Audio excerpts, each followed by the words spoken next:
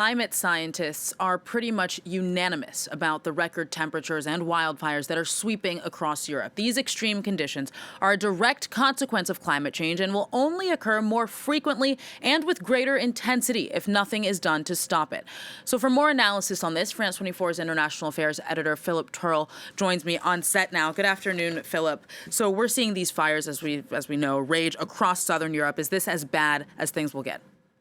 Unfortunately, I wish I could say it is as bad as things will get, but unfortunately, no, I don't think it's going to be as bad as things are going to get. If there is no action taken, then we're looking at a steady increase, not only in temperatures, but I think longer periods where we will see intense heat waves during the summer periods. There will be more downpours, flooding during the winter.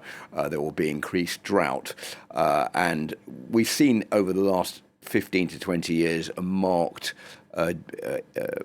increase in the number of fires around France. We've seen these two fires at the moment. That there have been fires every year in the summer for decades in France, but they're slowly getting worse and mostly affecting southern France and Corsica. But now they're moving further to the west of the country. We've got these two fires at the moment in the Gironde region of France, which have already destroyed 20,000 hectares of land and led to 37,000 people being evacuated from their homes.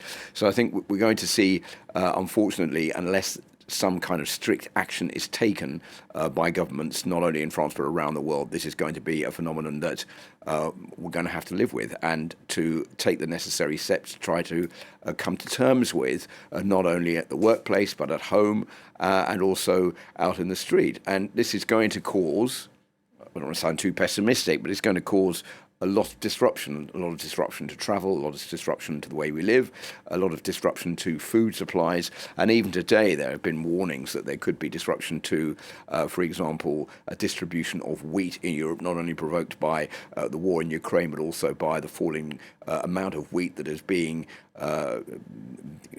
grown and managing to survive because of climate change and the increase in temperatures. So this is just one phenomenon amongst a whole load of different criteria that is beginning to affect us more and more.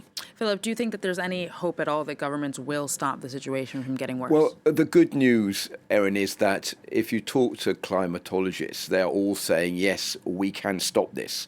We can turn the clock back, but action needs to be taken quickly. Action should have been taken at least to begin with 30 years ago to stop this phenomenon from happening. So what we're talking about here is a closing down, basically, of greenhouse gas emissions around the world, or a strong reduction in greenhouse gas emissions. The more that they carry on being put into the atmosphere, the more the atmosphere is going to warm up and the sun is going to burn the land more frequently. So the ball, it really is in the court of different governments to come up with some kind of policy to reduce climate change and greenhouse gas emissions. But it's up to all of us as well to play our role in cutting back in what could be any kind of activity that could lead to the provocation of global warming. And I think that now that we see that it is actually here and there's no way that we can deny it, that is something that everyone is becoming more and more aware of, and hopefully that will push people to become a little bit more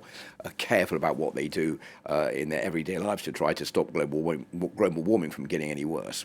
All right, Philip Turle, thank you very much.